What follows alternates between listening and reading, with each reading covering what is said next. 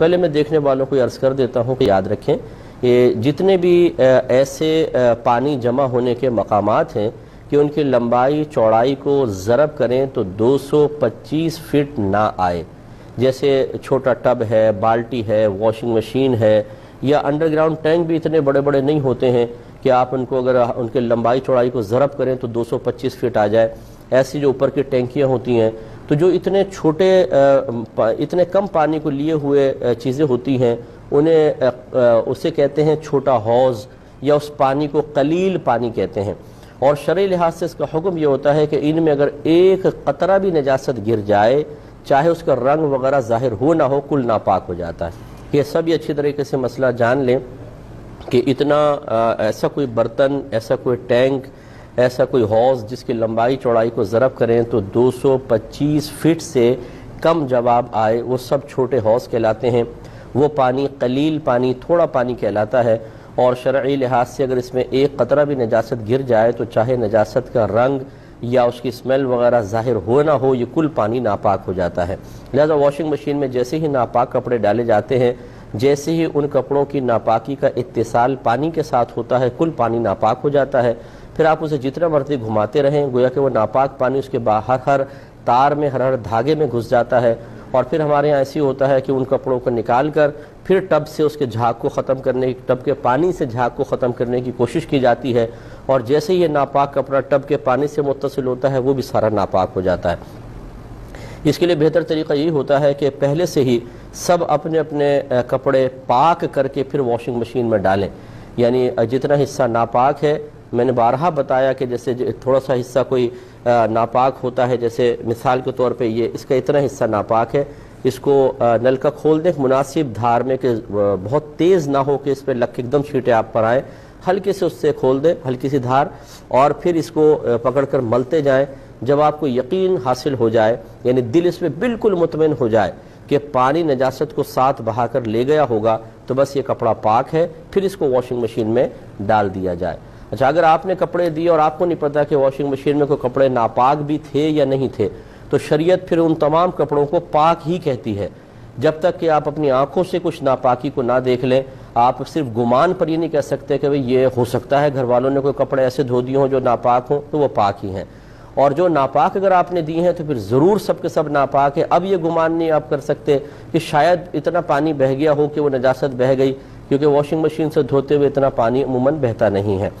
ہاں، یہ بھی میں نے آپ کو بتایا تھا کہ اگر بالفرض کپڑے دھل گئے پاک اور ناپاک ایک ساتھ، اب آپ کو پتہ ہے سارے کپڑے ناپاک ہیں، تو ان کو ایک دفعہ بالٹی سسٹم سے پاک کر لیں۔ اس کا طریقہ یہ ہے کہ آپ ان میں سے 2-3 کپڑے لے کر، جیسے 1-2 جوڑے لے کر بالٹی میں ڈال لیں، نل کا کھول دیں، جب یہ اوپر پورا بھر جائے تو ہلکے سے ہاتھ سے کپڑے کو پانی کی سطح سے نیچے رکھیں، اوپر نہیں ہونا چاہیے، کوئی کپڑا پانی کے اندر ہو، اور اب یہ جب بھر گیا تھوڑا سا اس کو بہنے دیں، اور اس کی کوئی مقدار نہیں ہے کہ 1 ہاتھ یا 2 ہاتھ، بس تھوڑا سا بہنے دیں، یہ تمام کپڑے پاک ہو جائیں گے۔ تو اپنی گھر کی ماسیوں کو یہ طریقہ بتا دیجئے کہ تمام کپڑے واش کرنے کے بعد ایک دفعہ بالٹی سسٹم سے اس طرح نکال لیں، جیسے اب یہ پانی بہا نا تو یہ کپڑے پاک، اس کو نکال لیں، اب جتنا بالٹی میں بچا وہ بھی پاک ہے، اسی میں دوسرے کپڑے ڈالیں، پھر اس کو بھریں، تھوڑا سا بہائیں، یہ پاک ہوگا۔ اسی طریقے سے سارے کپڑوں کو ایک دفعہ نکال لیا کریں تو وسوسہ نہیں آئے گا۔ اچھی طرح یاد رکھیں، اب بالفرض اگر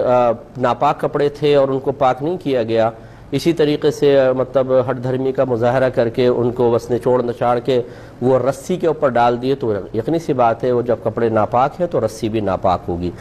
اور پھر اگر اب اس میں بالفرض ایک تو یہ ہوتا ہے کہ دھوپ پڑی بہت زیادہ، وہ اڑ گیا سارا پانی، ختم ہو گیا، یعنی اس میں نجاست کا بالکل اثر نہ رہا، اگرچہ شرعی لحاظ سے اس کو رسی کو ناپاک ہی کہیں گے، لیکن اگر آپ دوسرے کپڑے اس کے اوپر پاک کپڑے ڈالتے ہیں، گیلے کپڑے، اور اس میں بالفرض رسی میں کوئی نجاست کا اثر موجود نہ ہو، تو یقینی سی بات ہے اگر وہ بھاپ بن کر بالکل تمام کا تمام اڑ گیا ہے تو پھر یہ کپڑے آپ کے پاک رہیں گے۔ لیکن احتیاط اسی میں ہے کہ اب یہ کوئی پتہ نہیں ہے کہ ہو سکتا ہے، کیونکہ کوئی چیز وہ فقہ نے بالکل لکھا ہے کہ خشک ہو کے کوئی کپڑا پاک نہیں ہوتا، اسے آپ کو شرعی طریقے سے پاک کرنا پڑے گا۔ لہذا اس کا پھر یہ طریقہ جو بہن نے فرمائے سب سے بیسٹ ہے کہ یا تو آپ جو نائلون کی رسی ہوتی ہے وہ لگائیں، یا جیسے یہ الیکٹرک کا تار ہوتا ہے ٹیلی فون وغیرہ کا جس پہ کوٹنگ ہوتی ہے، اور اگر آپ اس پہ مطلب گیلا کپڑا ایک سرے سے دوسرے سرے تک لے جائیں، 1 دفعہ، پھر 2 دفعہ، پھر 3 دفعہ، تو اگر بالفرض اس پہ کچھ ناپاکی بھی ہو تو شرعی لحاظ سے وہ بالکل پاک ہوگا، اس کو باندھ لیجئے۔ اب رہی ہٹ دھرمی کے، جی ہم مسئلہ نہیں مانتے، اب تو یہ مطلب یہ کہ اس میں کوئی مجھے تعجب نہیں ہوتا، کیونکہ عرصہ دراز ہو گیا ہے کہ ہمارے مسلمان بھائی ایک مسلمان گھرانے میں پیدا ہونے کے باوجود اپنے مذہب اسلام سے جتنے مطلب دور ہیں، اور معذاللہ ثم معذاللہ ایک بہت بڑی تعداد ایسی ہے جو خود مذہب اسلام کی تعلیمات کو ناپسند کرتی ہے،